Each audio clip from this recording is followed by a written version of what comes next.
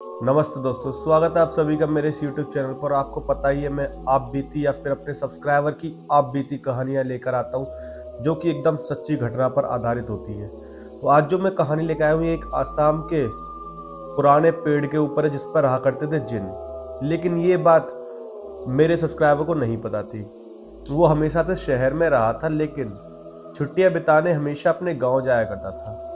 लेकिन उसको एक टाइम पर ऐसा पता चला कि उसकी दादी की कुछ ज़्यादा ही तबीयत खराब है। तो उसने मुझे बताया कि जैसे ही मुझे पता चला मेरी दादी जी की तबीयत बहुत ज़्यादा खराब है, तो मैं निकल लिया और मैं पहुंच गया अपनी दादी जी के पास। मैंने दादी जी को देखा और दादी जी को देखने के बाद मुझे पता चला कि यार वो तो कुछ टाइम में लपट जाएंगी, मतलब कि वो मर जाएंगी। उस चीज़ को वो नहीं समझ पाया और उसने अपनी मम्मी से कह दी, मम्मी कम से कम 1 महीना लगेगा, मैं 1 महीने बाद ही लौटूंगा। वो समझ चुका था कि दादी जी की उम्र ज़्यादा नहीं बची है, क्योंकि उनकी कंडीशन कुछ ज़्यादा ही खराब थी और ऐसा लग रहा था कि वो अब नहीं बचेंगी। फिर जो उनके साथ हुआ वो बहुत ज़्यादा धैला देने वाला था। एक रोज़ खबर आती है कि दादी जी एक्सपायर हो गई है। अब दादी जी एक्सपायर हो गई थी तो वो और ज़्यादा सदमे में पहुंच गया, क्योंकि वो अपनी दादी जी से बहुत ज़्यादा प्यार करता था। उसने मुझे बताया कि जैसे ही मुझे पता चला मेरी दादी जी एक्सपायर हो गई, मेरे तो पैरों के नीचे से ज़मीन निकल गई। मैं अपने घेर पर बैठा था और मैं घेर से नंगे पैर ही भागते भागते, करीबन 200 मीटर की दूरी थी, भागते भागते मैं घर में घुसा और देखा तो रोना धोना। मेरे से वो चीज़ सहन नहीं हो पाई। मैं वहाँ से चल दिया और थोड़ी दूर जाकर एक पेड़ के नीचे बैठ गया। मुझे नहीं पता था कि ये वही शापित पेड़ है जो कि बहुत बहुत बहुत ज़्यादा पुराना है और इस पेड़ पर जिन्न भी रहते हैं। अब जिन्नों ने मेरी दुख को देखा तो वो मेरे अंदर घुस गए और उसके बाद जो हुआ, मैं अपने घर आया। घर आने के बाद मैं अपनी दादी जी को उठाकर ले गया सबके साथ और उनको जलवाया और जलाने के बाद फिर उस पेड़ के नीचे जाके बैठ गया। अब मेरा पूरा घर मुझे ढूंढ रहा है कि आखिर मैं हूं तो हूं कहाँ। लेकिन मैं उस पेड़ के नीचे ही बैठा। 1 घंटा बीत गया, 2 घंटे बैठ के 3 घंटे बीत गए। 3 घंटे बाद जब मुझे पता चला कि अरे यार घर भी जाना है, मतलब एक साथ मुझे होश सा आया। मैं उठ के घर चला गया। घर जाकर देखा तो घर पे सब लोग नीम के पे उससे डंडी से, मतलब जिसमें पत्ते थे उससे पानी छिड़काव कर रहे थे अपने अपने ऊपर। वो गंगा जल था। मैंने ध्यान नहीं दिया। मैंने कहा ये क्या हो रहा है, क्योंकि मैं शहर में रहा हूँ, मेरे सामने कभी किसी की मौत हुई नहीं थी जो मुझे पता चलता। उसने बताया मुझे कि फिर मैंने भी अपने ऊपर छिड़काव मार लिया और उसके बाद मैं एकदम होश से में आ गया। जब मैं होश से में आया तो मैं बैठ गया और मैं रोने लगा। काफ़ी देर बीती। रात को हम लोगों ने कुछ खाया नहीं, क्योंकि जिस घर में मौत हो जाती है उस घर में खाना नहीं खाते उस रात तक। तो अगली सुबह हम लोगों ने अपना जो भी अड़ोसी पड़ोसी ने हमें खाना दिया, उसके बाद मैंने खाना गुना खाया। लेकिन मेरे दिमाग में बस यही चल रहा था कि जा उस पेड़ के नीचे आके बैठ, वहीं तुझे आराम मिलेगा। अब ये नहीं पता कि उन जिन्होंने मेरे साथ ऐसा क्या करा या फिर क्या नहीं करा, पर मेरे को तो लगने लगा था कि मेरा जीवन अब उस पेड़ के लिए ही बना है और मैं उसी में तब्दील हो जाऊंगा। थोड़ी टाइम बीता, दोपहर हुई थी कि मैं निकल गया घर से नंगे पैर ही। वो उस पेड़ के नीचे बैठा था। 1 घंटे बाद चाचा उधर से गुजर रहे थे। चाचा कहते हैं, ओए इधर आ। मैं भागा भागा गया। क्या हो गया चाचा, बताओ। उन्होंने कहा तुझे साले पता नहीं है कि तू इस पेड़ के नीचे क्यों बैठा है। मैंने कहा नहीं, क्यों, क्या दिक्कत आ गई, पेड़ ही तो है। ये पेड़ नहीं, इस पर जिन्न रहते हैं। मैंने कहा जिन्न? कहते हैं हाँ, आइंदा तू मुझे इस पेड़ के पास दिख मत जाइयो। मैंने कहा ठीक है। मैं ये चीज़ सुनते सुनते अपने घर आ गया, घेर में आके बैठ गया। मैं उदास था क्योंकि मेरी दादी जी मर चुकी थी और उसके बाद मुझे पता चलती है कि दादी जी की मतलब कुछ 13वीं होने वाली है, वो भी 13 दिन बाद होंगी। मैंने कहा बहुत बढ़िया, 13 दिन तक तो मैं इस पेड़ के पास ही रहूंगा। मैं 1-2 घंटे तो घेर में बैठा, फिर उठ के मैं उस पेड़ के पास चला गया। अब मुझे नहीं पता था उस पेड़ का क्या रहस्य है क्या नहीं, पर फिर 2-3 घंटे बैठा रहा। शाम के 5 बज गए। मेरे चाचा जी का लड़का आता है, वो दूर से कहता भैया इधर आओ। मैं कहता पास क्यों नहीं आ रहा। मैं उसके पास जाकर कहता हूँ हाँ क्या हो गया बता। अम्मा वो दादाजी बुला रहे हैं तुम्हें और मम्मी बुला रही है, बड़ी मम्मी, जल्दी चलो मेरे साथ। मैंने कहा क्यों, काम है तुमसे, और तुम इस पेड़ के नीचे क्यों बैठे, तुम्हें पता नहीं है इसके अंदर जिन रहते हैं। मैंने कहा है। मैंने कहा यो भी कह रहा है, चाचा भी कह रहा है, सब यही कह रहे हैं, आखिर सच्चाई क्या है। मैं वो राज जानने के लिए उस पेड़ से थोड़ी दूर अगले दिन सुबह ही बैठ गया।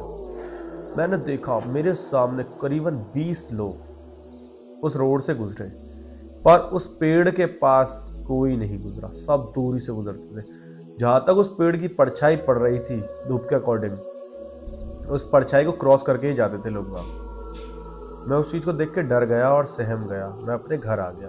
मैंने कहा मम्मी, मैं पिछले 2-3 दिनों से उस पेड़ के नीचे बैठा हूँ, मेरे साथ कुछ हो तो नहीं गया? मम्मी ने कहा नहीं, कुछ नहीं हुआ होगा।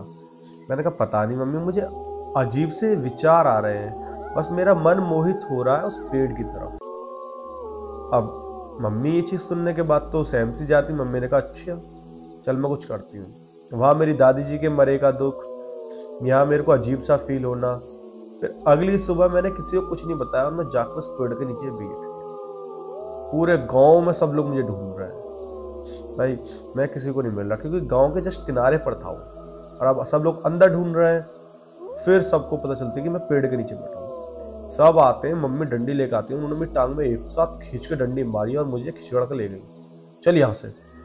मेरी उम्र 17 साल थी, मैं दिखने में काफी बड़ा लग रहा था, फिर भी मम्मी मुझे खिचड़ के ले गई। ये तो जो तमीज नहीं है, तो ये शर्म नहीं है वगैरह वगैरह, तेरी दाढ़ी उग रही है नई नई, तू यहाँ ये करतूत करने के लिए बैठा है। मैंने कहा मैंने क्या कर दिया, जब तुझसे मना करा उस पेड़ के नीचे नहीं जाना। मैं खिचखिचा के बोलने लगा मुझे नहीं पता, जब मेरे दिमाग में हर वक्त वो पेड़ आ रहा है, मैंने तुम्हें बताया फिर भी तुम इस चीज को नहीं मान रही हो, तो मैं क्या करूं? जैसे ही मैंने ये चीज कही भाई, मम्मी समझ गई कुछ तो गड़बड़ है। मम्मी ने मेरे को सीधा सीधा घर ले जाने की जो बीच रास्ते से ही मोड़ ले गई। एक वो वैद बोलते हैं, तांत्रिक बोलते हैं, मुझे नहीं पता, पर उसने काले कलर का लिबास पहना हुआ था और उसके गले में कुछ डला पड़ा। उसके बाद मैं उसके पास जब पहुंचा तो मैंने देखा कि भाई वो तो कुछ अलग ही चीज कर रहा है। तेरे बेटे के ऊपर जिन है और ये जिन जाएंगे नहीं, तेरा बेटा मरेगा तभी ये जिन उसका पीछा छोड़ेंगे। मेरी मम्मी ने कहा अच्छा। मम्मी घर आई, मम्मी ने ना तेरहवीं कराई ना कुछ कराया, मुझे शहर ले गई। पर शहर तो वो मुझे ले गई, पर मेरे दिमाग से उस पेड़ का विचार नहीं हटा पा रही थी। मैं कोने में बैठा रहता, उस पेड़ के बारे में सोचता रहता। मैं सोफे पर बैठा हूं तो मेरे दिमाग में पेड़ चल रहा है। मेरे स्कूल खुल गए, मैं स्कूल गया हूं तो भी मेरे दिमाग में पेड़ चल रहा है। पर हकीकत पेड़ पर आके खत्म नहीं होती, जो उसके बाद हुआ वो दहला देने वाला था। जैसे ही मैं अपने घर पहुंचा एक दिन, तो मम्मी देखती है कि ये इतना कमजोर सा क्यों हो रहा है। वो जिन जो थे वो मेरे अंदर ही बसे हुए थे और वो मेरे रूह को पिए जा रहे थे। वो मेरे को एक टाइम पे खत्म करके बिल्कुल खत्म कर देते। मम्मी ने सोचा कि क्यों ना एक बार और उस बाबा को बात करी जाए। उस बाबा से बात करी तो उसने बताया कि तुम्हारे लड़के को वो लेकर ही जाएंगे, कुछ भी कर लो। पर वो जिन मुझसे शायद मोहित हो गए थे या फिर कुछ और ही समझो। लेकिन उसके बाद मैं अपने मम्मी के साथ गांव चला गया और गांव में जाकर हम 2-3 दिन रहे। उन बाबा ने मेरे ऊपर कुछ करा जिसके कारण मेरे बॉडी में थोड़ा सुधार सा आया। फिर मैं अपने कमरे में रहने लगा तो मम्मी ने मुझसे कहा कि तू बेटे ज़्यादा टाइम का मेहमान नहीं है, ज़्यादा से ज़्यादा 2 साल, पर वो तुझे ले जाएंगे। इन बाबा ने साफ कह दिया। मैंने कहा ऐसा नहीं हो सकता, मेरी उनसे अच्छी दोस्ती है, मैं उनके बारे में ही सोचता रहता हूँ, मैं एक बार उनसे बात करूंगा। मम्मी कहती है अच्छा। मैंने कहा हाँ, एक बार जाने दो मुझे। मैं उस पेड़ के पास चला गया और पेड़ के पास बैठ गया। आधा घंटा बैठा रहा, 1 घंटे बैठा रहा। वो मेरे मन में आ गए। मैंने कहा मुझे प्लीज छोड़, मैं तुम्हारे हाथ जोड़ता हूँ, पैर छूता हूँ। पर वो शायद अच्छे जिन थे या फिर कैसे जिन थे, उन्होंने मुझसे कहा ठीक है, अगर तू चाहता है मैं तुम्हें छोड़ दूं तो हम तुझे छोड़ देंगे, बदले में तू मुझे 21 दिन यहाँ पे दूध पिलाएगा। मैंने कहा दूध? मैंने कहा 21 की जगह 22 दिन पिला दूंगा। कहते हैं तो और अच्छी बात है, तू 22 दिन पिला, हम तुझे पहले जैसा मोटा कर देंगे और तेरे पास कभी नहीं आएंगे। मैं अपने घर आया, मैंने अपनी मम्मी को बताया। मम्मी ने कहा अच्छा। मम्मी ने मुझसे कुछ नहीं सोचा, मम्मी को पता थी मैं मर जाऊंगा। मम्मी ने मुझे दूध का लोटा दिया और कहने लगी आज से चला जा। मैंने जाके 1 लोटा दूध रख आया, शाम को उस लोटे को उठा लाया। ऐसे मैंने 22 दिन करा और 22वें दिन जब मैं देख रहा था तो मेरा शरीर पहले जैसा मोटा, एकदम खिला हुआ, तंदुरुस्त। मम्मी कहती है अरे, मम्मी एकदम खुश थी और मेरे मन से वो पेड़ का विचार जा चुका था। उसके बाद जब 22वां दिन हुआ तो मैं वहां से गुजर रहा था और मैंने हाथ जोड़कर क्षमा मांगी और मैं वहां से निकल गया उनसे कहते हुए कि तुम्हारा बहुत बहुत बहुत शुक्रिया। वो दिन है और आज मैं 25 साल का हो चुका हूँ। मैं एक IT कंपनी में जॉब करता हूँ और उसके बाद भी उसने मुझे बताया कि जैसे ही मैं आईटी कंपनी में जॉब करता हूँ, आज भी मुझे उस पेड़ का कोई ख्याल नहीं आता और वो दिन मैं कभी नहीं भूल पाया। जी हाँ, बाकी कहानी अगर पसंद आई है तो आप मेरे इस चैनल को लाइक शेयर सब्सक्राइब कर सकते हो, और आपके पास भी कोई आप बीती कहानी है तो बस कमेंट करिए, आपकी कहानी भी यहाँ पर सुनाई जाएगी। बाकी मिलते हैं नई कहानी के साथ। शेर